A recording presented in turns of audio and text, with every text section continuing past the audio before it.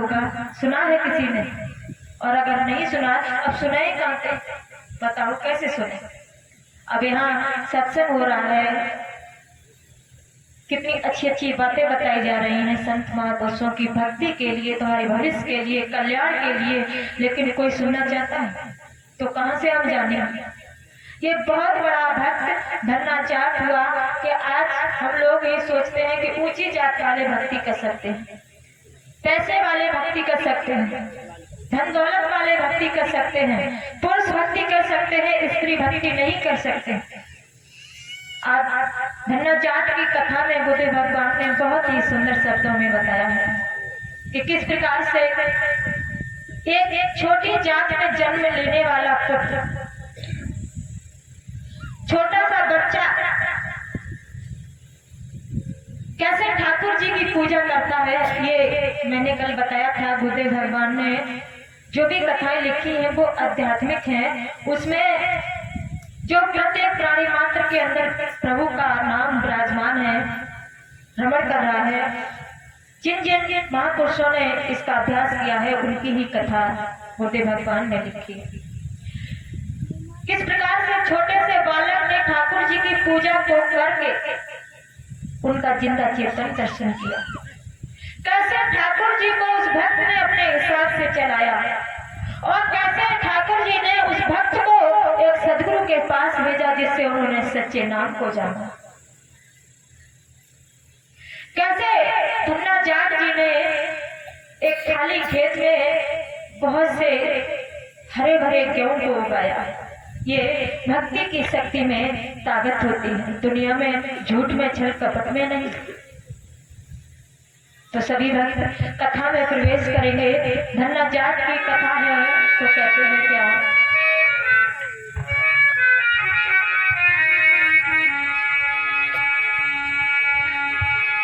कि भारतवर्ष महान है, हमारा भारत देश ऋषियों का, संतों का महान देश कहलाया है। यहाँ पर जिस जगह भक्तों पर अत्याचार होता है, राक्षस लोग भक्तों को सताते हैं, वहीं वहीं संत अपने कदमों को रखते हैं। कहते हैं कि भारत देश महान है, अरे ऋषि मुनियों का देश।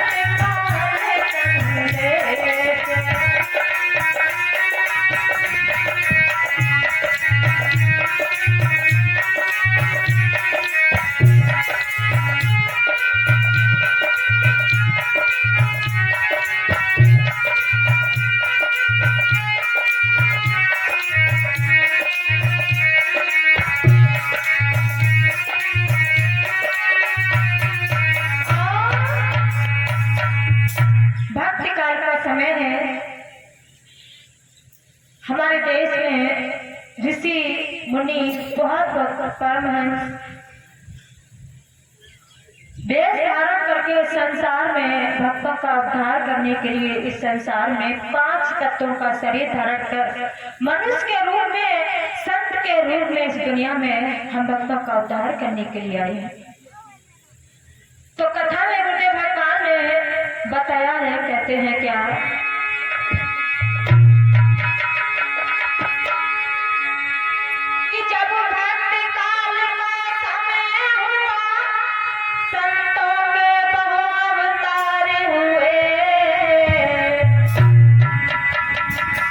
नानक दादू कबीर दरिया तुलसी अरु रामानंद हुए।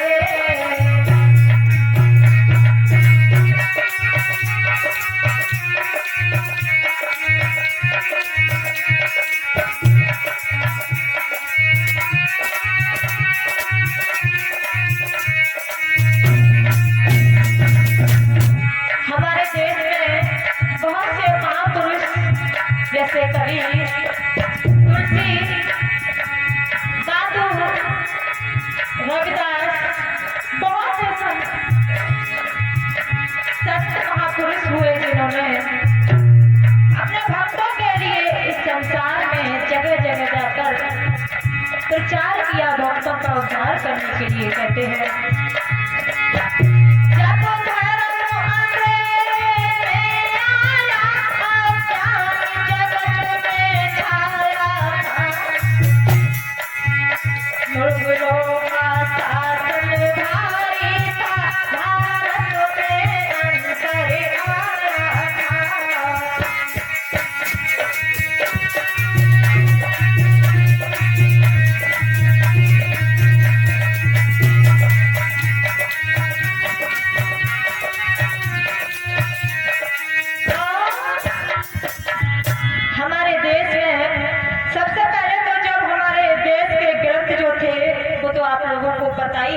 कि किस प्रकार से उनमें परिवर्तन कर दिया गया है। जो आज हम जिस बात को सुनते हैं, जिस बात को देखते हैं, सुना रहे हैं, उसी बात के कारण इस जगह इतनी भीड़ है। और अभी हम अगर कोई ढोला नौटंकी झूठी बात सुनाने लगे, रंग रसिया वाली बात करने लगे, झांकी निकालने लगे, फालतू की बकवास करने लगे, तो यहाँ जगह नहीं रहेगी। लेकिन सच्ची बात का बोलने वाला और सुनने वाला बहुत कम है मेरे भले बंधु। तो कहते हैं एक भक्त था पन्ना, जो जाट परिवार में जिसने जन्म लिया था। राजस्थान के पास जयपुर जिले में चोरू गांव में जिसका जन्म हुआ था। पत्नी गंगाबाई जो साध्वी सरल पतिव्रता नारी थी, जिसने एक पुत्र को जन्म दिया था जिसका नाम रखा था पन्ना। वो धन्ना धन्ना के पिता का नाम था और गंगाबाई उनकी माता का नाम था। जो छोटे से परिवार में जन्म लिया, बस पुत्र और माता पिता तीन ही लोग थे। जो भी संत महापुरुष उनके दरबार में आते, सबकी सेवा करते थे। और कहते हैं कि अगर बिना बुलाए हमारे घर पर कोई भी इंसान आए, संत की बात छोड़ो, अगर कोई साधारण मनुष्य भी मेरे घर बिना बुलाए आ जाए तो उसे अतिथि समझना चाहिए। बिना अतिथि के वो आया है तो उसका सम्मान मुझे पूरी तरह से करना चाहिए, भोजन बनाकर खिलाना चाहिए, उसका सम्मान करना चाहिए। और अगर संत आ जाए तो कभी भी किसी भी प्रकार की कोई त्रुटि नहीं, कोई कमी नहीं होनी चाहिए। उनकी सेवा में अपना पूरा जीवन, जो भी समय लगे, वो निकाल देना चाहिए। तो पन्ना और गंगाबाई जी दोनों मिलकर के जो भी संत आते थे, भोजन बना करके उनको खिलाते, उनकी सेवा करते, पूरे दिन खेतों पर काम करते। और अगर पता चल जाए कि कोई संत आ गया है तो उस कार्य को छोड़ करके तुरंत संतों की सेवा में तुरंत हाजिर होते। इतनी लगन थी संतों के लिए। कहीं अगर कथा भागवत होती तो वो छोड़ते नहीं थे, तुरंत ही वहां सत्संग कथा भागवत, और कहीं संतों की मंडली होती वहां जरूर जाते। ये पन्ना और गंगाबाई दोनों ही पत्नी बहुत सरल सीधे, मानो कि पूरे भक्त ही थे, संत ही थे। और कहते हैं कि जैसे जिसके माता पिता होते हैं वैसे ही औलाद होती है, वैसे ही हमारे बच्चे होते हैं। और फिर ये भी उल्टी भी बात है कि अगर किसी के माता पिता अच्छे हो तो बच्चे हमारे गलत निकल जाते हैं। माता पिता मांस मदिरा शराब नहीं खाते पीते होंगे और बच्चे ऐसा काम करते हैं। और कभी कभी ऐसा होता है कि माता पिता पूरा ये ऐप किए हुए हैं, मांस मदिरा शराब खाते पीते हैं, लेकिन बच्चे नहीं करते। वो दोनों ही बात है, सब अपने मन की और अपने कर्मों के संस्कारों की बात है। तो एक दिन कहते हैं कि काशी के एक संत जी थे, बहुत ज्ञानी, पूजा पाठ करने वाले एक ब्राह्मण जी उसी धन्ना जाट के घर पर आए। ये कहते हैं कि अगर जिस जगह, अब आप लोगों से ये कहा जाओ कि भैया यहाँ खेत में काफी अच्छी हवा लग रही है, आप पेड़ के नीचे ना बैठकर उस खेत जाऊं तो कोई बैठेगा? खेत में हवा लग रही है लेकिन कोई बैठेगा? नहीं बैठेगा। क्यों? क्योंकि काफी धूप है, वहां उसको शांति नहीं मिलेगी, वहां उसको छाए नहीं मिलेगी, वहां उसके मन को शांति नहीं मिलेगी, इसलिए वो नहीं बैठेगा। जहां शांति मिलेगी, जहां उसको आराम मिलेगा, वहीं वो बैठेगा। ऐसे ही जिस घर में संतों का आदर होता है, सम्मान होता है, संतों की पूजा होती है, उसी घर में भगवान प्रवेश करते हैं, उसी घर में संत महापुरुष जाते हैं। तो जब पंडित जी उनके घर गए तो सभी लोगों ने उनका सम्मान किया, आदर सत्कार करके उनको चारपाई पर बिस्तर लगाकर बिठा दिया, पानी पत्ता पिलाया। शाम हुई, बोले महाराज जी बताओ भोजन क्या बनेगा? पंडित जी को जो गंगाबाई जी थी, धन्ना जी की माँ, उन्होंने पूछा महाराज जी ये बताओ भोजन क्या बनेगा, भोजन में क्या खाओगे? बोले नहीं, मैं निगुरों के हाथ का भोजन नहीं खाता। निगुरा मतलब जिसने गुरु धारण नहीं किया है, मैं उसके हाथ का भोजन नहीं करता हूँ, ये संत जी ने कहा। और दूसरी बात, खास तौर से ये बात है कि मैं लेडीज के हाथ का भोजन नहीं करता। तो महाराज जी आप बताओ कैसा हुक्म करोगे तैसा करूं। बोले आप मुझे दाल आटा जो कुछ भी हो सामग्री सारी मुझे दे दो, मैं खुद भोजन बनाऊंगा अपने हाथों से और तब खाऊंगा। तो मैया ने सोचा कोई बात नहीं, संत जी हैं, हमारे दरबार में आए, हमारे घर पर आए हैं, कभी हम इनको निराश करके नहीं भेजेंगे। तो संत जी को उन्होंने दाल, जो भी भोजन उन्होंने बताया, दाल आलू सब्जी वगैरह सब कुछ उनको दे दिया। फिर संत जी ने जो बाहर घर से बाहर बैठा था उस पर भोजन बनाया। सबसे पहले स्नान किया, स्नान करके ठाकुर जी को स्नान कराया। और ये जो छोटा बच्चा था, धन्ना छोटा सा ही था, वो देख रहा था कि ये संत जी क्या कर रहे हैं। उन्होंने स्नान किया, ठाकुर जी को नहलवाया, फिर भोजन बनाया। भोजन बनाने के बाद पूजा की, तुलसी तिलक वगैरह सारा ठाकुर जी को लगाया और फिर उनको पूरी जो भी भोजन बनाया थाली में सजा करके ठाकुर जी को भोग लगाया। भोग लगा करके तब उन्होंने स्वयं खाया, ठाकुर जी को भोग लगाकर। और वैसे कादा तो यही कहता है कि चाहे महात्मा हो चाहे गृहस्थ हो, तुम जिस इष्ट की पूजा करते हो और घर में हमारे जो भी भोजन बना है, माताओं बहनों को और भाइयों को ये चाहिए, आप चाहे राम की करते हो या कृष्ण की, भगवान विष्णु की, शंकर की, जिसकी भी, और या फिर किसी भी गुरु को आप धारण किए हो, उनका पहले भोग लगाओ। जो भी घर में पकवान बने हो, सारे पकवान जो है उनमें से कटोरी में सजा लीजिए, सब्जी वगैरह रोटी पूरी जो भी हो, फिर उसका भोग लगाओ। भोग लगा करके तब भोग लग जाए फिर उसको खाओ। और भोग लगाने का मतलब समझते हो कैसे भोग लगाया जाता है? ऐसे नहीं भोग लगाया जाता है कि थोड़ी थोड़ी समय से रोटी ले ली और रोटी और या पूरी वगैरह जो भी हो, कचौड़ी सब्जी वगैरह रायता, उसमें से तोड़ा और तोड़ करके सब्जी से लगाया और लगा करके भगवान के मुख में रख दिया। ऐसे भोग नहीं लगाया जाता।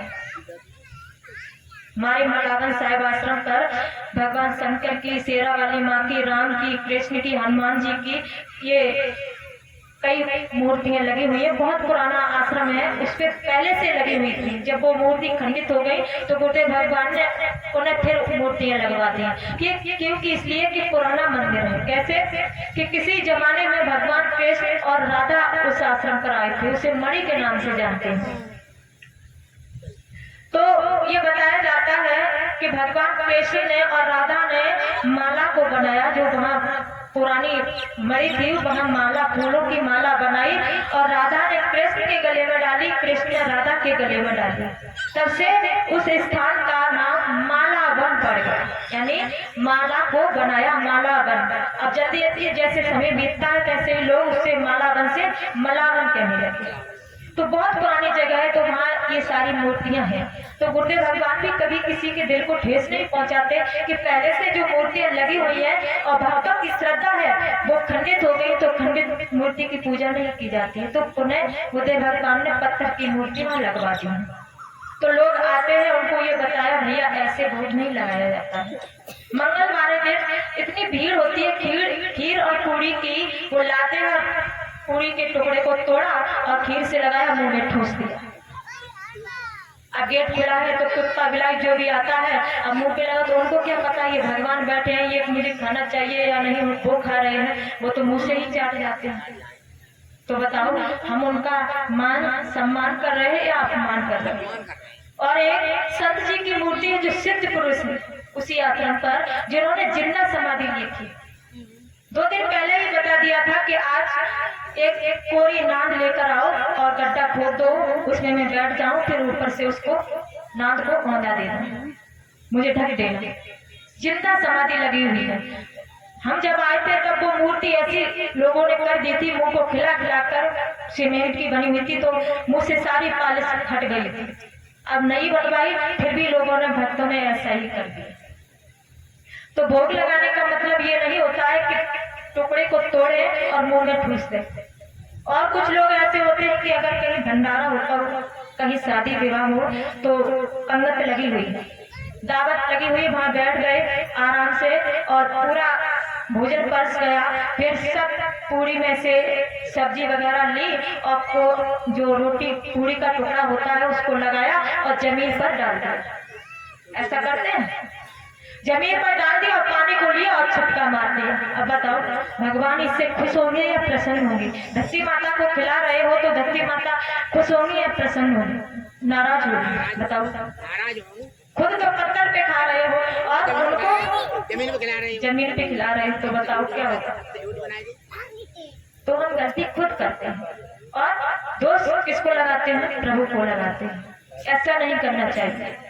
जब भी भोग लगाओ, आपका घर में मंदिर बना हुआ है, मूर्ति जो रखी हुई है, वहाँ एक पर्दा लगाओ और जो भी पकवान हो, जैसा भी हो, सुबह शाम दोनों टाइम लगाना चाहिए। उस थाली में भोजन को सजा करके मंदिर में रख दो। पर्दा जो लगी हुई है उसको डाल दो। अगर पर्दा किसी कारणवश नहीं लगा पा रहे हो तो कोई बात नहीं, आप जो गेट है उसको लगा दो। भोजन एकांत में ही किया जाता है। थाली को रख दीजिए, फिर दोनों हाथों को जोड़ करके खड़े हो जाओ और बोलो, हे प्रभु मैं आपके लिए भोजन लाई हूँ, आप भोग लगा दीजिए। 4-5 मिनट तक खड़े रहो, उसके बाद आप थाली को उठा तोड़कर मुंह में मत डालो और जो भोग होता है प्रभु का, वो भोग भोजन लो और जो भी पकवान तुम्हारे घर में है उसमें मिला दीजिए। ये गुरुमुख भक्तों के लिए बताया जाता है। अगर आप गुरुमुख हैं और आपके सद्गुरुदेव भगवान भोजन कर रहे हैं, वो भोजन झूठा नहीं माना जाता है, वो भोग होता है, प्रसाद होता है। उसको क्या करना चाहिए, जो सद्गुरुदेव भगवान ने अगर खा लिया है, उसमें जो भोजन बचा है उसको, जो भी भोजन है उसमें मिला दीजिए। संतों का भोजन झूठा नहीं, एक महाप्रसाद होता है और ये महाप्रसाद किन्हीं भक्तों को मिल पाता है, हर किसी को नहीं मिल पाता है उनके थाली से बचा हुआ भोजन खाने के लिए।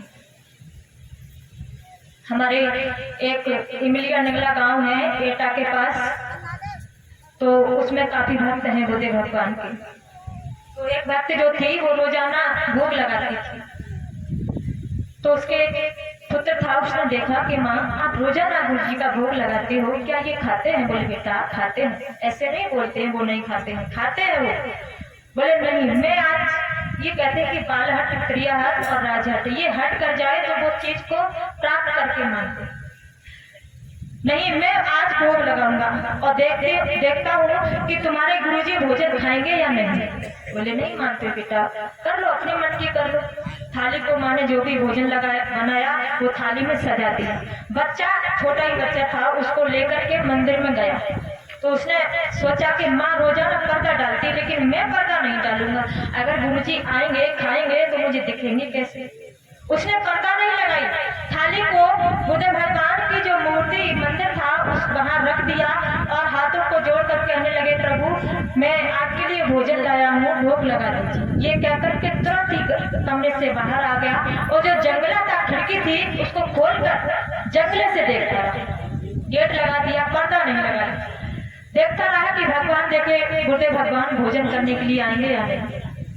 4-5 मिनट देखता रहा और थोड़ी ही देर में देखा तो बुद्ध भगवान आते हैं और उसमें से थाली में से भोजन को करने लगते हैं। ये देख करके बच्चा थरथराना शुरू हो गया। छोटा था, क्योंकि मूर्ति से जब वह निकले गुरुदेव भगवान तो तुरंत ही वो बच्चा घबरा गया और चिल्ला करके देव दर्शन कर लिए। चिल्ला करके तुरंत मैया के पास गया। माँ आप ठीक कहते थे, मैंने गुरुदेव भगवान के दर्शन किए, वो भोजन करने आते हैं। अब मैया ने ये कहा बताओ ये कैसा पागल हो गया, झूठ बोल रहा है। नहीं तू झूठ बोल रहा है, तुमने देखा है कि हाँ मैंने देखा। वो आए थे, मंदिर से निकल कर आए और थाली में से उन्होंने भोजन खाया। अब बताओ मैया रोजाना भोग लगाती थी लेकिन कभी दर्शन नहीं कर पाई। और छोटे से बच्चे ने एक ही दिन में सदगुरुदेव भगवान के दर्शन कर लिए। तो कहते हैं कि विश्वास को दिलाने वाला भी कहीं ईश्वर होता है, कहीं प्रभु होता है या कहीं सदगुरुदेव भगवान होते हैं, और विश्वास को तोड़ने वाले भी वही होते हैं। इसलिए विश्वास बनाए रखो, चाहे कितना भी संकट आ जाए, आपत्ति आ जाए, विश्वास को मत तोड़ो। क्यों? एक न एक दिन वो तुम्हारे विश्वास को पूरा कर देंगे। इसलिए मेरे भगत बंधु, तो ठाकुर जी वही कथा में आ जाइए जहाँ पंडित जी जो ब्राह्मण जी थे वो भोग लगा रहे थे और वह बच्चा धन्ना जाट देख रहा है कि देखे कैसे भोग लगाते। 2 दिन हो गए, 3 दिन हो गए, रोजाना भोजन को बनाते अपने हाथों से, भोग को लगा करके तब भोजन करते। फिर ब्राह्मण जी ने, संत जी ने कहा अपने शिष्यों से, शिष्य नहीं बनाया था लेकिन फिर भी शिष्य को मान लिया कि अब मैं जा रहा हूं। धन्ना जाट ने कहा नहीं आप ऐसे नहीं जाओ, जिस प्रकार से आप भगवान की पूजा करते हो, भोग लगाते हो, मुझे भी ऐसे ही भगवान की पूजा करना है, भोग लगाना है, तब मुझे खाना है, मुझे ठाकुर जी की मूर्ति दे दो। बोले नहीं बेटा अभी तुम छोटे हो, तुम्हारी खेलने की उम्र है, अभी तुम ऐसा नहीं कर सकते, नहीं मुझे चाहिए। वो बच्चा हट कर गया। माता पिता ने बहुत समझाया बेटा ऐसा नहीं हो सकता है, तुम खेलने की उम्र है, खेलो कूदो, जब बड़े हो जाओगे तो तुम्हें ठाकुर जी दिला देंगे, तब पूजा पाठ करना। बोले नहीं मुझे चाहिए। तो सत जी ने कहा अगर नहीं मानते तो कोई बात नहीं। तीनों को कहा स्नान कर लीजिए।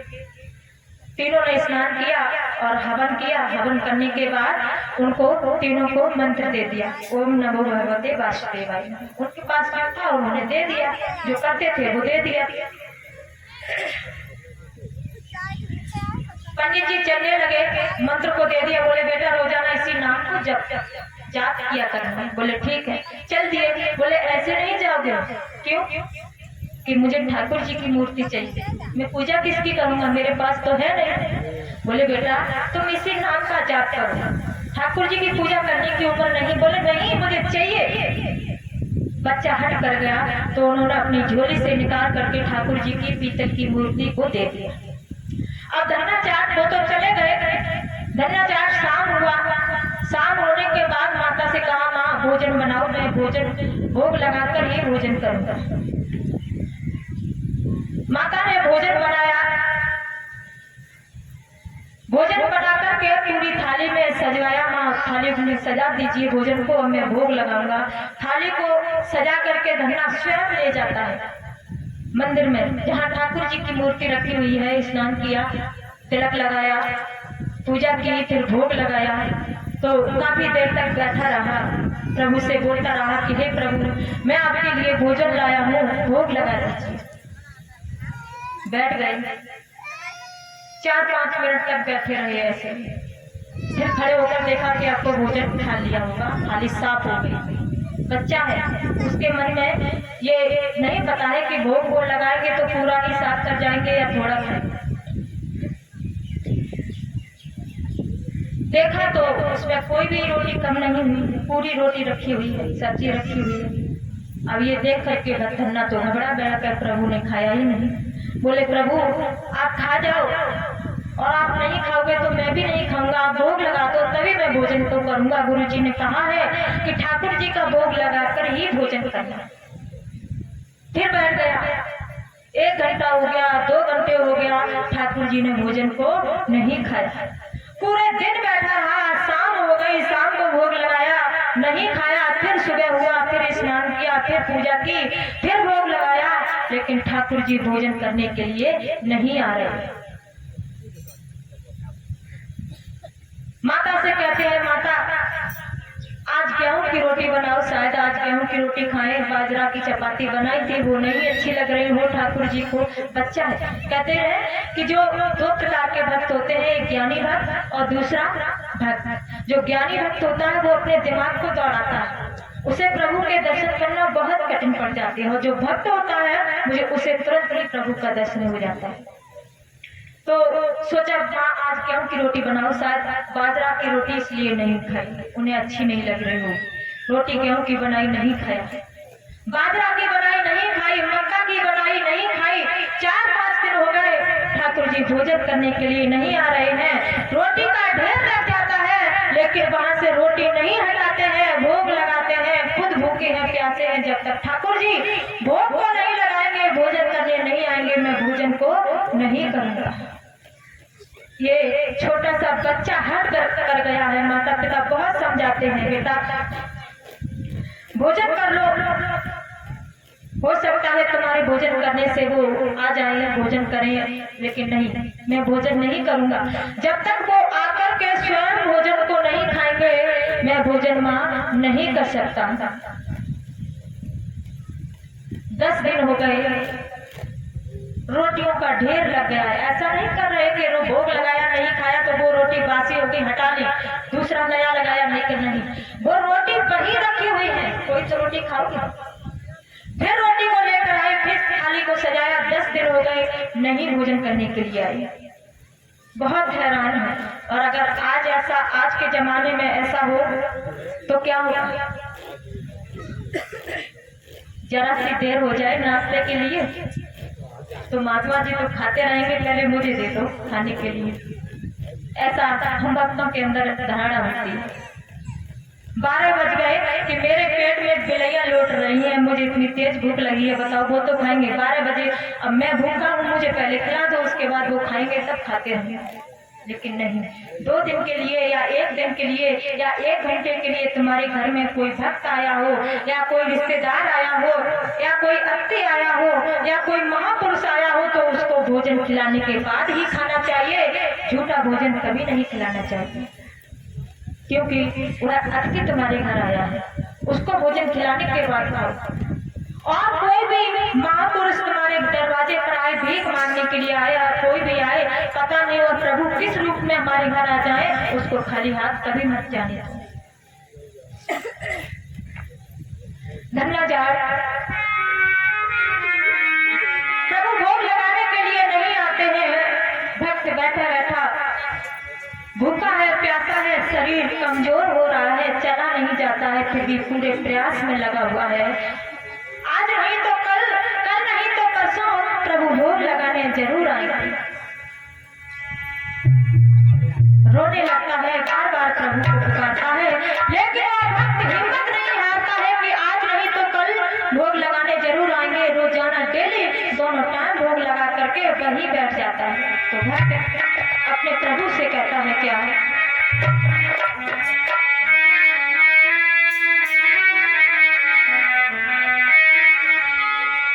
कि मुझे अपना जीवन, भक्त कहता है प्रभु मैं तो अज्ञानी हूँ, नादान हूँ, मुझे ज्ञान नहीं है, बोध नहीं है, कैसे भोग लगाया जाएगा, कैसे आप मनोगे, क्यों आप रूठे हो, मुझे नहीं पता है, इसलिए आ जाओ भोग को लगा दो। क्या कि मुझे अपना जीवन बनाना आया,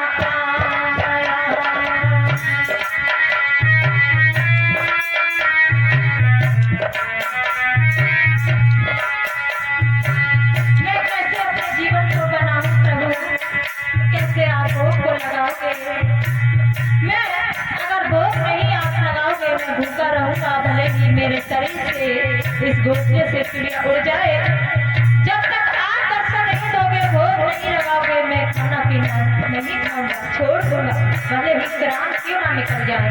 एक छोटे से बच्चे में ये ज्ञान जो 3 दिन के अंदर ही जा गया। छोटे से बच्चे ने साधु जी के 3 दिन के भोग से, भोजन बनाने से, पूजा पाठ करने में सब कुछ सीख लिया और स्वयं करने लगा। कहते हैं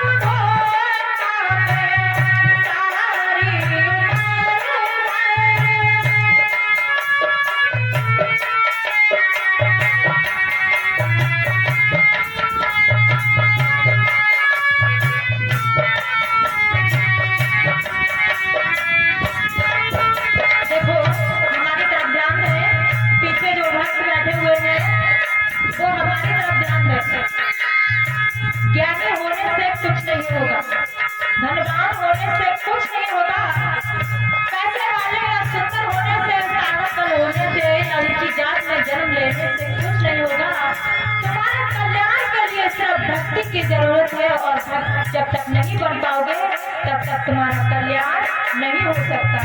इसलिए हम लोगों को संत महापुरुषों की गाथा सुना करके भक्ति उन्होंने कैसे की है उनकी महिमा सुना करके ही हम भक्तों को चेताते हैं, चेतावनी देते हैं, ताकि उन्हीं की तरह हम सभी लोग करें। हमारी तरफ हम लोग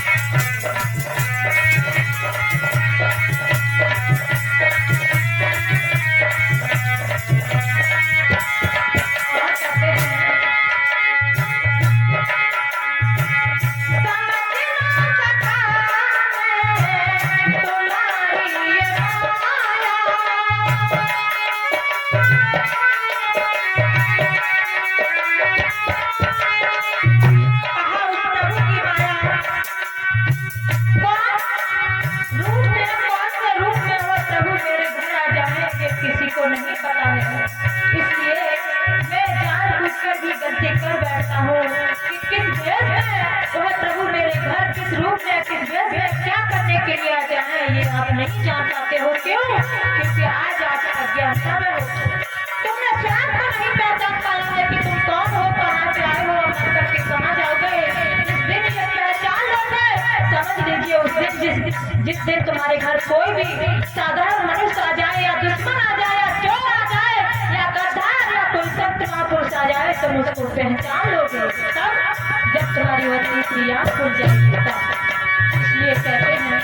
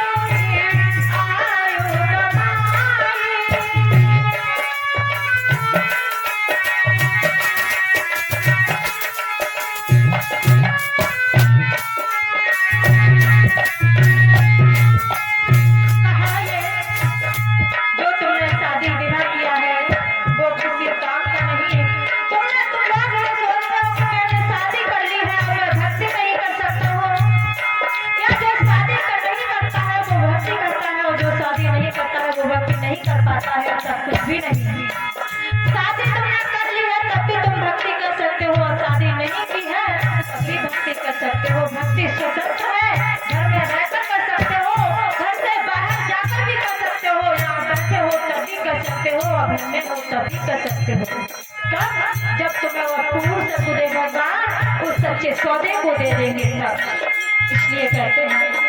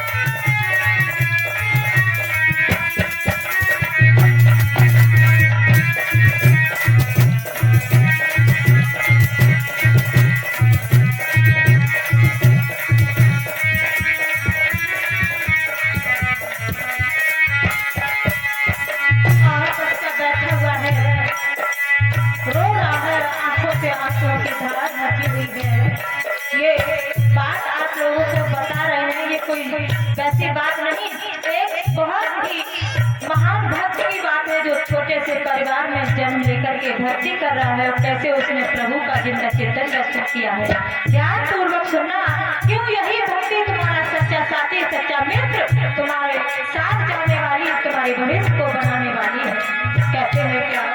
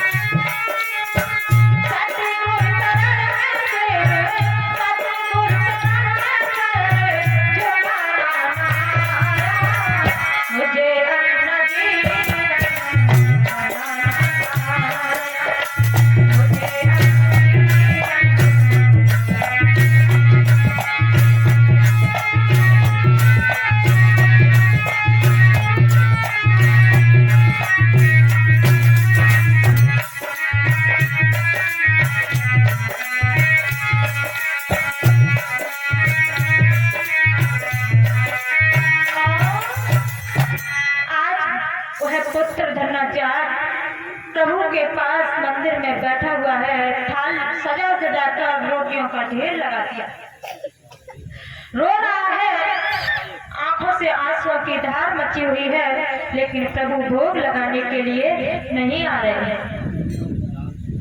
मेरे भगत बंधु, 15 दिन हो जाते हैं, रोटियों का काफी ढेर लग गया है, तभी तो आए थे खाने के लिए, आज नहीं तो कल, लेकिन विश्वास को नहीं तोड़ रहे थे। इतनी लगन है। और आजकल अगर एक दिन रोटी नहीं खाई तो कोई बात मत खाओ, भूखे रहो, जब लगा लगेगा तब खुद खाओ। बहुत सी मार देते हैं जैसे मानो कि सब कुछ उनका ही पड़ा, मेरा कुछ नहीं था। लेकिन नहीं, उस प्रभु के लिए कहते हैं कि तुम जब मां के उदर में उल्टे लटक रहे थे तब तुमने प्रभु से वायदा किया था, तब तुमने प्रभु से प्रार्थना की थी कि हे परमेश्वर, मुझे इस नर्क से छुटकारा दिलाओ, मैं उस धरती पर जाकर तुम्हारा भजन करूंगा, तुम्हारी पूजा करूंगा, तुम्हारे बताए हुए नाम का अभ्यास करूंगा। लेकिन नहीं, जैसे ही तुम इस धरती पर आए, अपने माता पिता के प्यार में, अपने बीवी बच्चों के प्यार में, पत्नी के प्यार में, परिवारी जन के प्यार में उस प्रभु के वायदे को भूल गए, जो आज उसी वायदे के कारण हम भक्तों को कष्ट मिल रहा है। और अगर आज भी उस वायदे को निभाले तब भी हम भवसागर से पार हो जाएंगे। लेकिन नहीं, अगर थोड़ी सी भी भक्ति जागृत हो गई तो निश्चय ही हमारा कल्याण हो जाएगा। जब इतने दिन हो जाते हैं, प्रभु को भी ये एहसास होने लगता है कि मैंने अपने भक्ति की परीक्षा ले ली, अब मुझे जाना चाहिए।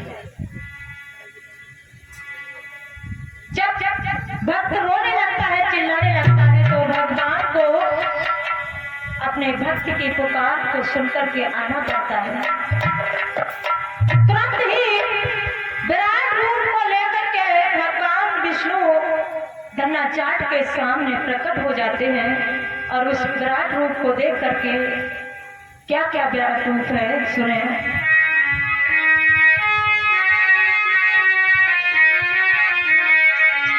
कि नैना के साले उनके धन्नाचाट ने जैसे ही ठाकुर जी के दर्शन किए मंद मंद मुस्कुराने लगा और आंखों से आंसुओं की धार बच गई। खुशी के आंसू। प्रभु इतनी देर क्यों लगा दी आने में? क्या कि नैना के साले उनके है मंद चाले उनकी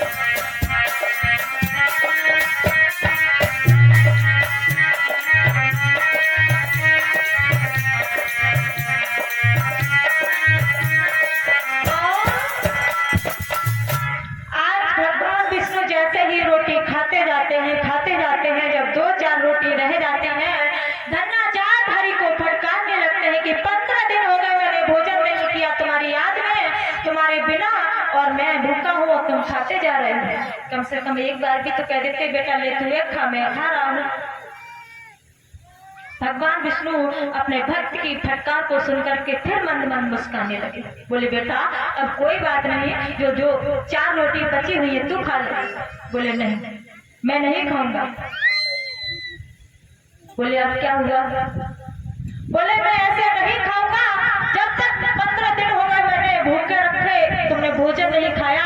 अब मुझसे वायदा करो कि अगर मैं जब भी भोग लगाऊंगा तुम भोग लगाने के लिए आओगे। अगर रोजाना भोग लगाने के लिए आओगे तब तो भोजन खाऊंगा, और अगर रोज भोग लगाने के लिए नहीं आओगे तो मैं भोजन को अर्पित नहीं करूंगा। श्री हरि ने कहा बेटा जब तुम भोग लगाओगे तब आऊंगा, भोजन कर लो। बोले नहीं। अब भक्त की हट देखिए कि हाथ पकड़ धन्ना बोला सच्ची बोलो तुम खाओगे,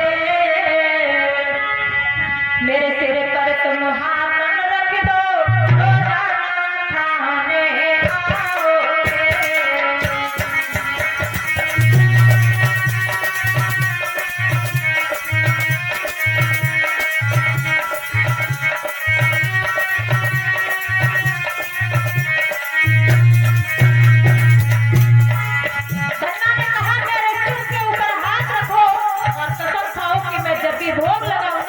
तो भोजन तो करने के लिए जरूर आओगे। बोले बेटा लो मैं तेरे सिर पर हाथ रखता हूँ, तू जब भोग लगाएगा तब मैं भोजन करने के लिए आऊंगा।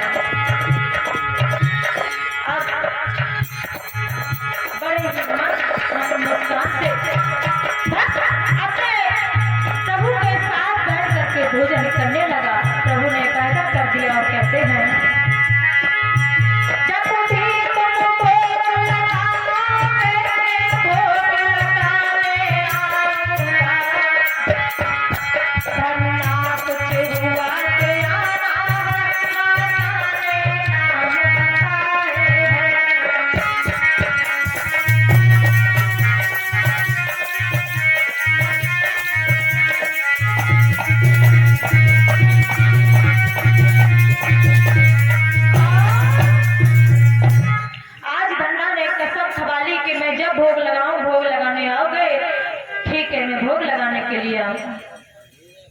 धन्ना ने भोजन किया। प्रभु अपने धाम चले जाते हैं। अब रोजाना जब भी भोग लगाता है बालक तब भोजन करने के लिए वह आते हैं। जब भी भोग लगाए और दर्शन नहीं कर लेते और जिस दिन नहीं आए उस दिन फिर रोने लगे, फिर प्रभु को आना पड़ा। धीरे धीरे जब बड़ा हो जाते हैं तो माता ने धन्ना को काम बता दिया कि मैंने जो 4-5 गाय ले ली है इसको चरा कर ला, और जो भी दूध देगी वह दूध दूह करके तू मेरे पास ला। काम बता दिया। गाय को चराने के लिए धन्ना ले जाता है और फिर जब लाता है वापिस गायों को दूहने लगता है, और दूहते समय जब कष्ट होता है तो प्रभु को पुकारता है।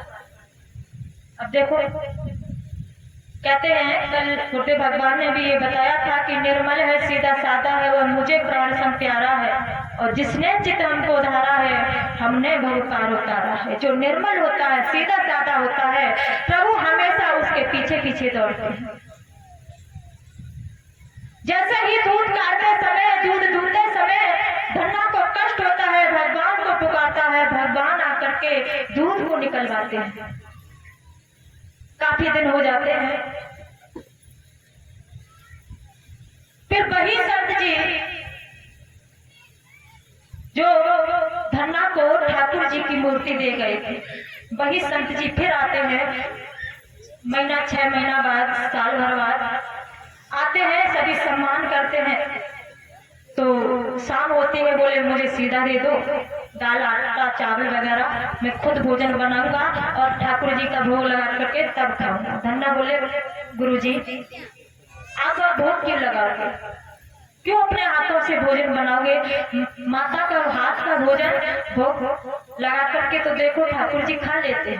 बोले नहीं बेटा, औरत का हाथ का बना हुआ भोजन ठाकुर जी नहीं करते, वो नहीं भोग लगाएंगे, मैं खुद लगाऊंगा तभी वो खाएंगे। लेकिन धन्ना कहता है नहीं, वो भोग लगाने आएंगे, मैंने भोग लगाया है और आज भी मैं भोग लगाता हूँ, तो भोग लगाने के लिए वो आते हैं। संत जी ने कहा बच्चा है, झूठ बोल रहा है, ऐसा कैसे हो सकता है? बोले नहीं तुम मुझे दे दो। तब मैया ने कहा महाराज ये बात ठीक कहता है। पूरा हाल बताया कि 15 दिन तक इसने भोजन नहीं किया था। उसके बाद ठाकुर जी ने इसे दर्शन दिया, रोजाना भोग लगाने के लिए वो आते हैं। ये बात सुनकर के संत जी अचंभे में पड़ गए। संत जी सोचने लगते हैं कि बताओ मुझे इतने दिन हो गए और इस बच्चे को वो दर्शन देते हैं। बोले आज मैं देखता हूँ दर्शन देते हैं या नहीं। शाम हुई, भोजन को भोग लगाए, भोजन बना, थाल को सजाया, मंदिर के पास ले गए। धन्ना ने कहा प्रभु मैं आपके लिए भोजन लाया हूँ, भोग लगा दीजिए। दोनों लोग गुरु शिष्य वहीं बैठ गए। अब देखते हैं 5 मिनट हो गए, ठाकुर जी भोजन खाने के लिए नहीं आई, भोग लगाने के लिए। धन्ना खड़ा हो गया, देखा तो कोई भोजन नहीं खाया है, नहीं भोग लगा।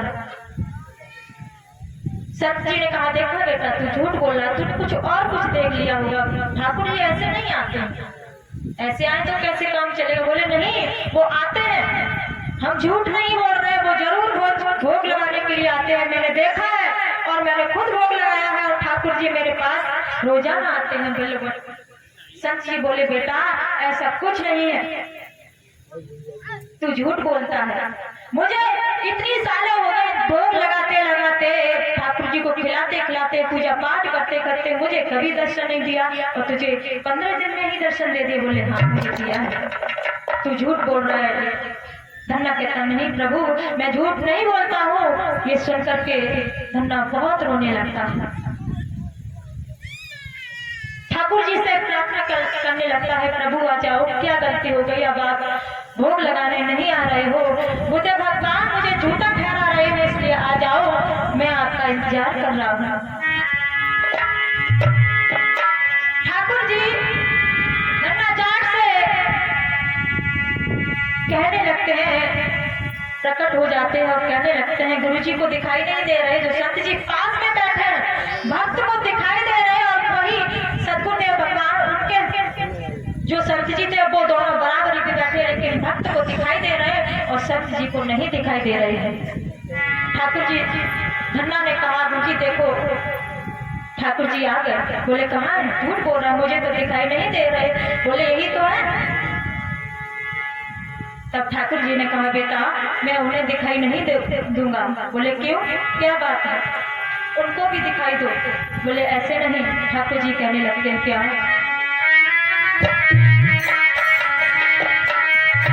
कि भाव का धोखा हूं मैं, भाव ही इंतसारे है, भाव से मुझको भजे तो भव से मेरा पार है।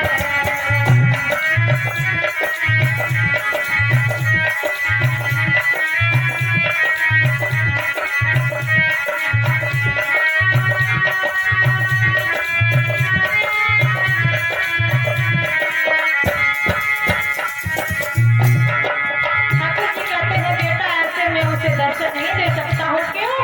क्योंकि उनके अंदर अभिमान है, उनके जात का, उनके पहनावे का, संत का अभिमान है, इसलिए मैं उन्हें दर्शन नहीं दूंगा। तुम एक भक्त हो, तुम्हारे अंदर भाव है, विश्वास है, कोई भी जात का अभिमान नहीं, कोई भी किसी प्रकार का धर्म नहीं, इसलिए तुम ही दर्शन कर सकते हो। जिस भक्त के अंदर भाव नहीं होता है, विश्वास नहीं होता है और बिना भाव विश्वास के मुझे भजता है, मैं उसे कभी भी जिंदा चेतन दर्शन नहीं दे सकता हूँ। इसलिए कहते हैं क्या भाव का धोखा हूं मैं, भाव ही इंतसार है, भाव में मुझको भजे तो भव से मेरा पार है।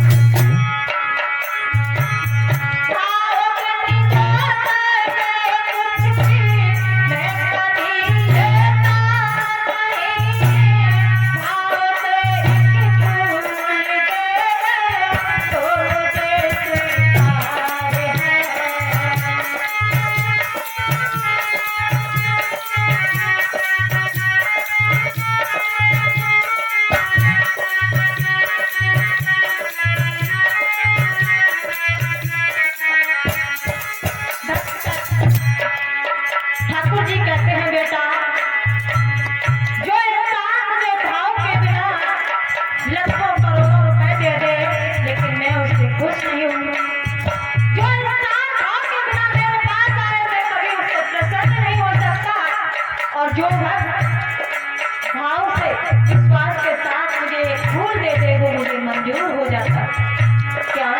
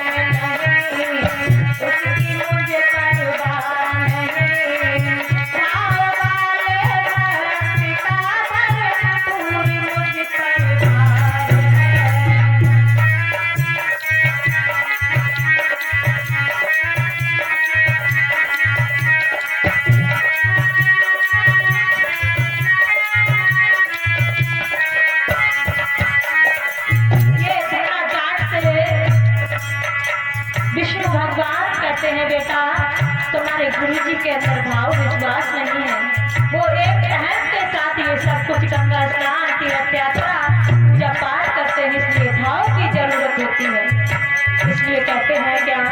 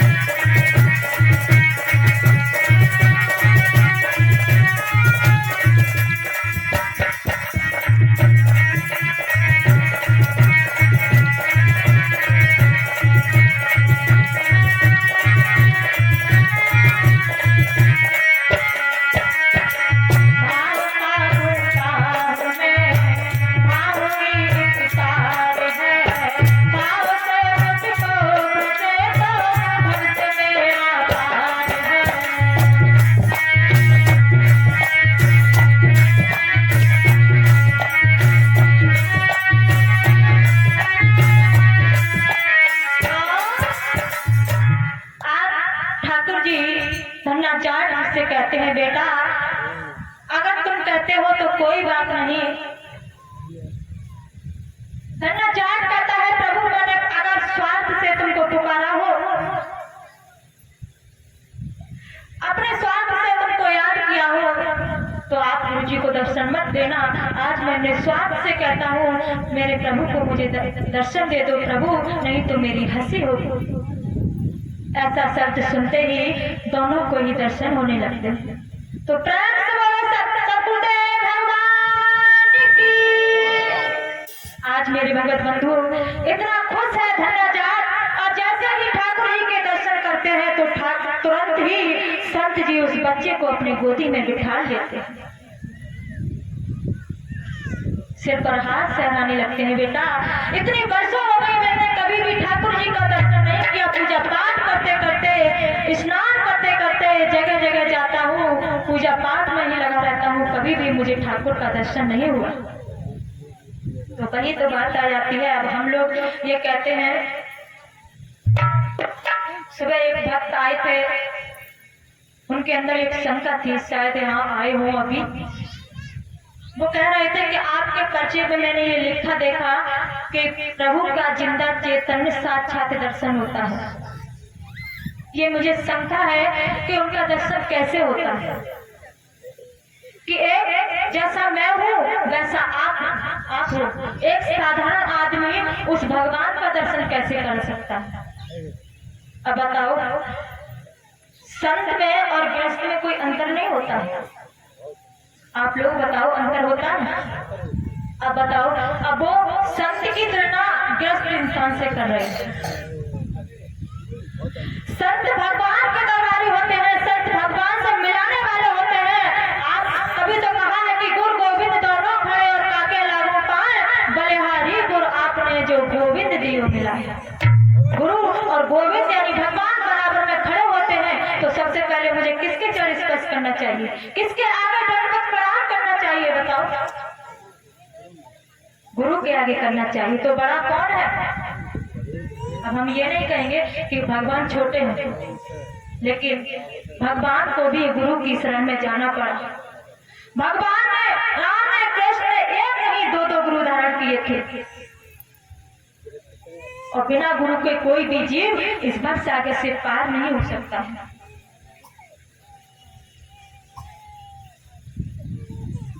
फिर उसके बाद उनसे ये प्रश्न किया गया कि भैया ये बताओ, भगवान ईश्वर और परमात्मा एक ही बात है कि अलग अलग है? बोले एक ही बात है। अब आप लोग बताइए, भगवान ईश्वर और परमात्मा एक ही बात है या अलग अलग बात है? बताओ, हाँ ना का जवाब दो, पता हो तो बता दो। एक ही बात है? एक बात नहीं है। भगवान अलग है, ईश्वर अलग है और परमात्मा अलग है। इन तीनों की परिभाषा अलग अलग है। भगवान सगुण साकार को कहते हैं और ईश्वर सगुण निराकार को कहते हैं और परमात्मा निर्गुण निराकार को कहते हैं। एक बात नहीं है। भगवान एक है लेकिन उसके अनेक रूप हैं। 24 अवतारों में आपने देखा होगा, जैसे नारद जी हैं, परशुराम, बहुत से ऐसे नाम हैं। एक नहीं, भगवान का रूप तो एक है। जैसे भगवान शंकर, विष्णु भगवान, राम, कृष्ण, बताओ अलग अलग है? एक नहीं। लेकिन ईश्वर और परमात्मा एक है। अलग अलग है लेकिन है। सुई की नोक पर भी जगह खाली नहीं है जहां वो परमात्मा नहीं हो। आप यहाँ बैठे हो, आपके अंदर वो प्रभु बैठा है। मन मंदिर बंद है लेकिन उसे खोलने की जरूरत है। आप सोचो कि मैं मंदिर में जाऊंगा तभी मुझे भगवान का दर्शन होगा, नहीं। अगर आप चाहे और आपके अंदर का भाव और विश्वास है तो गुरुदेव भगवान 10 मिनट के अंदर उस प्रभु का जिंदा चैतन्य दर्शन करा देंगे। अगर विश्वास है तो, और विश्वास नहीं है तो संत जी के सामने आप भगवान के पास, बिल्कुल जिंदा भगवान के पास बैठे हो, फिर भी वो तुमको दिखाई नहीं दे सकते। अब सुनिए, कथा में भगवान विष्णु धन्ना जाट जी से क्या कहते हैं? बेटा,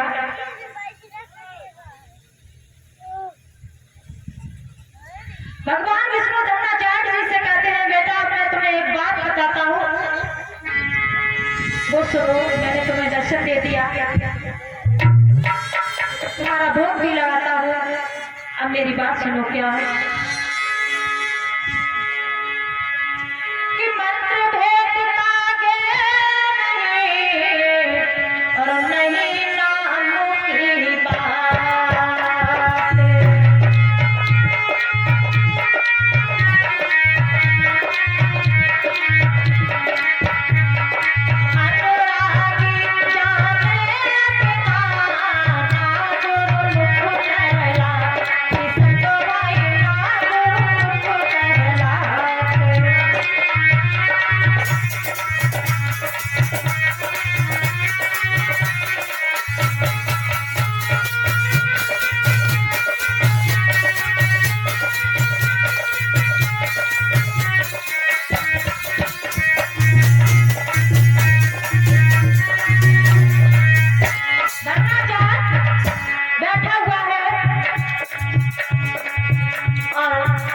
बुढ़े भगवान वहां से चले जाते हैं। भगवान विष्णु साथ खड़े हुए हैं, कहते हैं बेटा तुमने भगवान का दर्शन तो कर लिया, लेकिन अब तुम्हें गुरुमुख होने की जरूरत है। धन्नाजात ने कहा प्रभु मैंने तो गुरु धारण कर लिया है, तो मैं गुरुमुख नहीं हुआ। बोले नहीं, क्या कहते हैं भगवान विष्णु? धन्नाजात क्या कहते हैं वो सुने।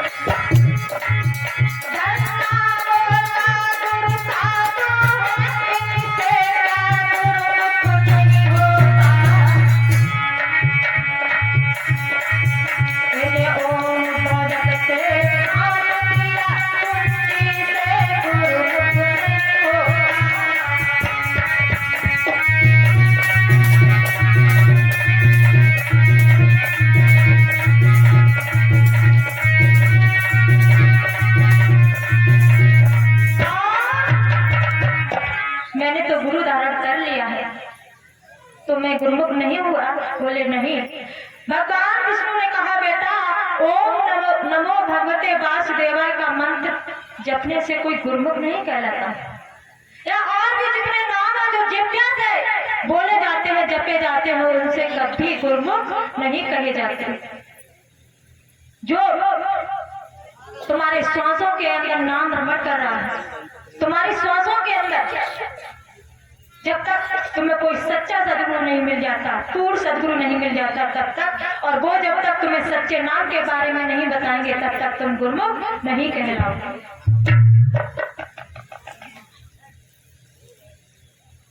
ये भगवान विष्णु ने, आप ये बताओ, जब धन्नाजात को भगवान विष्णु ने साक्षात चैतन्य दर्शन दे दिया, और वही भगवान विष्णु धन्नाजात से ये कहते हैं बेटा तुम किसी संत की शरण में जाओ, तभी तुम्हारा उद्धार हो सकता है। तो ये भी तो कह सकते थे कि बेटा तुमने मेरा दर्शन कर लिया, तुम्हारा उद्धार हो जाएगा। बताओ, ये कह सकते थे, लेकिन क्यों नहीं कहा? क्योंकि भगवान को ये पता होता है कि बिना गुरु के कोई भी भक्त, कोई भी जीव इस भक्त सागर से नहीं पार हो सकता है। इसलिए उन्होंने ये बात कही बेटा तुम काशी में जाओ और गुरु रामानंद है उसे जाकर के तुम दीक्षा लो, जब वो तुम्हें सच्चे नाम के बारे में बताएंगे तभी तुम्हारा उद्धार हो सकता है। अब बताओ, अब हम लोग ये सोचें कि मैं तो भैया रोजाना गंगा स्नान करता हूँ, मैं तो भैया रोजाना व्रत रखता हूँ, रोजाना पूजा पाठ करते हैं, तो बताओ या रोजाना भगवान के दर्शन करते हैं, भगवान के दर्शन हो जाएंगे लेकिन उद्धार तुम्हारा नहीं होगा। खुदे भगवान 3 क्लास का ज्ञान देते हैं, पहले क्लास का, दूसरे क्लास का, फिर तीसरे क्लास का। पहले क्लास से भी तुम भवसागर से पार हो जाओगे, तुम्हारी मन को शांति मिल जाएगी, दूसरे क्लास से भी, लेकिन जो मोक्ष मुक्ति का रास्ता है, जो साधन है, वो तुम्हें तीसरे क्लास से ही मिलेगा, जो काल से परे है, इस शरीर से परे है। जो हद, शरीर में 3 भाग होते हैं, पहला अंड, दूसरा पिंड और तीसरा ब्रह्मांड। इन शरीर से अलग है, उसको जब उसका अभ्यास करोगे तभी तुम्हारा कल्याण होगा। हमारे मलावन साहब आश्रम पर एक भक्त था, काली का पुजारी, बहुत उपासक था, पूजा पाठ इतना करता, व्रत रखता था। काली माँ उससे साक्षात चैतन्य दर्शन देती थी और आमने सामने खड़े होकर बातचीत करती थी। तब तक उदय भगवान आश्रम पर, वहां पहले मेधुपुर साहब आश्रम पर रहते थे, फिर मलावन में पहुंच गए। तो जब उन लोगों को ये बात पता चली कि गुरुदेव भगवान प्रभु का जिंदा चेतन दर्शन कराते हैं, तो उस भक्त ने काली माँ से ये कहा कि माँ मुझे एक बात बताओ, गुरु धारण करना क्या जरूरी होता है? ये झूठी बात नहीं है, किताब से बता रही हूँ, साक्षात बात है। तब काली माँ ने कहा बेटा मैं तुमको दर्शन दे सकती हूँ, देती हूँ, मैं तुमसे बात कर सकती हूँ, जब तुम बुलाओगे तब मैं आऊंगी। तुम्हें कोई कष्ट होगा, कोई संकट होगा, मैं तुम्हें उससे उबार दूंगी, लेकिन तुम्हें भवसागर से पार मैं नहीं कर सकती हूँ, तुम्हें मोक्ष मुक्ति मैं नहीं दिला सकती हूँ, तुम्हें वही सदगुरु मोक्ष मुक्ति दिला सकते हैं जो इस संसार में मौजूद है। अब उन्होंने ये तो नहीं बताया कि मला तुम्हारे ही मलावन में आ गए, ये तो नहीं कहा, लेकिन ये कहा कि तुम्हें जो सच्चा सदगुरु होगा वही तुम्हें मोक्ष मुक्ति का रास्ता बताएगा। इसलिए मेरे दर्शन करो, मेरी पूजा करो, कोई बात नहीं, लेकिन सदगुरु की शरण में तुम जाओ। आज ठाकुर जी की आज्ञा को पा करके कि तुम जाओ गुरुमुख हो जाओ, ये भगवान विष्णु ने धन्नाचार्य से कहा तुम्हें गुरुमुख होना बहुत जरूरी, तुमने दर्शन कर लिया है, तुम्हें मोक्ष मुक्ति नहीं मिलेगी, तुम्हें सच्चा रास्ता तो तुम्हारे वही सदगुरुदेव भगवान बताएंगे जो काशी में रामानंद जी है। धन्नाचार्य काशी की तरफ निकल पड़ता है, गुरु रामानंद के आश्रम पर जाकर पहुंच जाते हैं। सदगुरुदेव भगवान की शरण में जाकर के वही पास में एक तालाब था, वहां स्नान किया, स्नान करके कुछ पुष्पों को अपने हाथों में लेकर के सदगुरुदेव भगवान के पास गए। मैंने कल भी ये बात बताई थी और परसों भी बताई थी कि अगर हम मित्र से मिलने के लिए जाए या संत से मिलने के लिए जाएं या कथा भागवत सत्संग में जाएं तो कभी भी खाली हाथ नहीं जाना चाहिए, कुछ ना कुछ भेंट लेकर जरूर जाना चाहिए। और भैया कुछ भी नहीं हो तो भाव और विश्वास को लेकर जाए, क्योंकि तुम दुनिया के धन को संत की शरण में लाओगे या भगवान की शरण में लाओगे, क्योंकि ये नकली धन है, ये नकली धन हमारे काम नहीं आने वाला है। तुम नकली धन उस प्रभु के पास ले जाओगे, होगा तो असली ही नोट, असली ही फल, लेकिन फिर भी तुम्हारे कल्याण के लिए, तुम्हारी भक्ति के लिए नकली है। तुम ये नकली धन की शरण में जाकर चढ़ाओगे, वो असली धन तुमको दे करके तुम्हें वहां से भेजेंगे। असली धन क्या है? वो भक्ति है, वो नाम रूपी धन है। जिसके पास जो नाम रूपी धन होता है वही दुनिया का सबसे बड़ा धनवान भक्त होता है।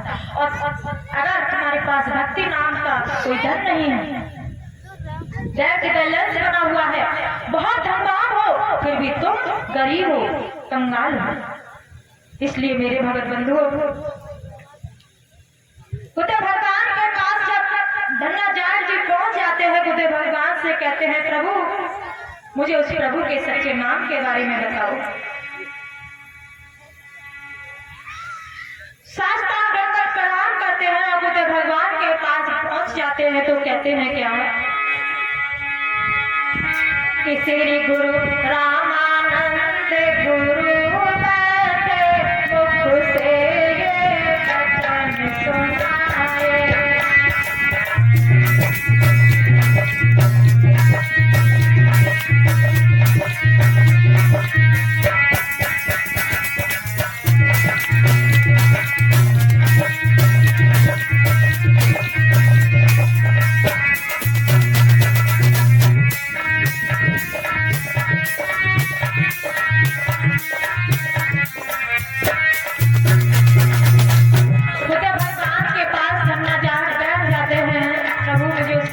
सच्चे नाम के बारे में बताओ। तो सदगुरुदेव भगवान धन्नाचार्य से प्रसन्न हो जाते हैं, क्योंकि भाव और विश्वास के लेकर के आए हैं। कहते हैं क्या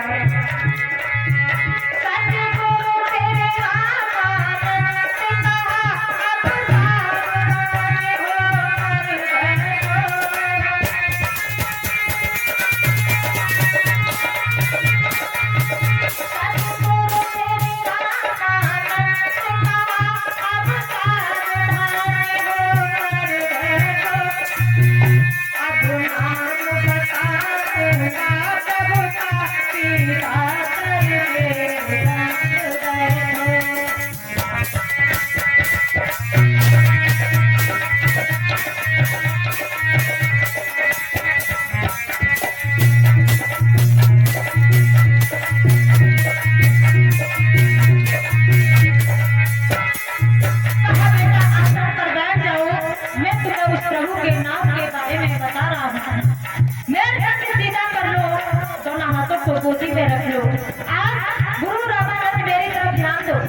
सभी भक्त मेरी तरफ ध्यान दें कि आज सतगुरुदेव भगवान यानी गुरु रामानंद जो परम संत कबीर साहब के गुरु थे, उन्होंने आज सतगुरुदेव भगवान ने अपने भक्त को वही सच्चा नाम दिया है जो आज सतगुरुदेव भगवान हमारे गांव दमन नंगला में आए हैं उस प्रभु का सच्चा नाम देने के लिए।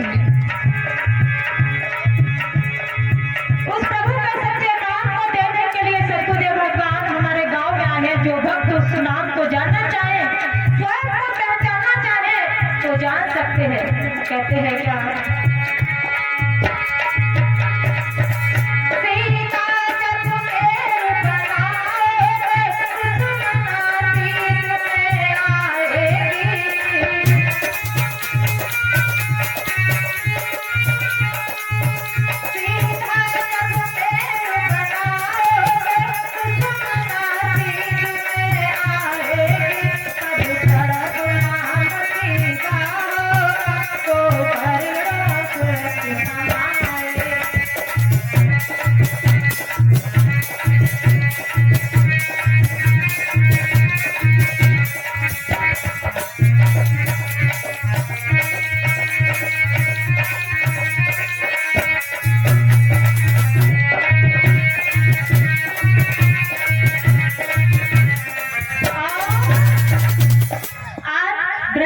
सतगुरुदेव भगवान भक्ति कहते हैं जो दोनों भौं के बीच में है आज्ञा चक्र, उस पर सतगुरुदेव भगवान ने ध्यान करवाया और कहा बेटा अपने गुरु जी का ध्यान करो।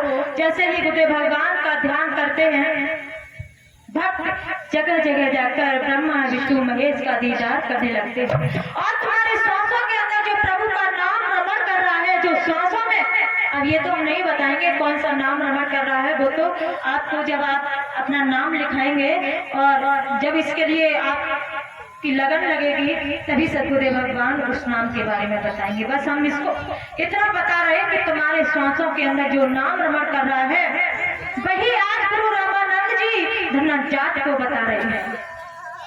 धन्ना जाट उस श्वासों में अपने प्रभु का नाम, उसका संयम करता हुआ, उसका अभ्यास करता हुआ, दिव्य विमान में बैठकर लोक लोकांतरों में जाता हुआ उस नाम का अभ्यास कर रहा है और बहुत मनन हो रहा है, बहुत। अब बताओ, ये सच्ची बात जानने के लिए हम लोग तैयार हैं। अगर आप लोग ये सोचे कि गुरुदेव भगवान कुछ अपनी तरफ से देंगे, नहीं, गुरुदेव भगवान सिर्फ आपको चाबी देंगे। जो तुम्हारा मन मंदिर बंद पड़ा हुआ है सालों से सदियों से, उस ताले की चाबी को आपके हाथों में थमा देंगे, दे देंगे। आप रोजाना उस ताले को खोलें और खोल करके जो तुम्हारा मन मंदिर है उसमें प्रवेश करें और फिर जिस घर से ये जीव आत्मा आई है उस घर जाए। रोजाना, एक दिन नहीं, जब चाहो तब जाओ। धन्ना जाट संसार वाले लोगों को समझाते हुए, संसार वाले लोगों को बताते हुए कह रहा है कि ऐ संसार के मानव, इस संसार में मत भटक। इस संसार में तुझे कुछ प्राप्त होने वाला नहीं, अगर प्राप्त होगा तो तुझे सतगुरुदेव भगवान की शरण में जाकर ही कुछ प्राप्त होगा।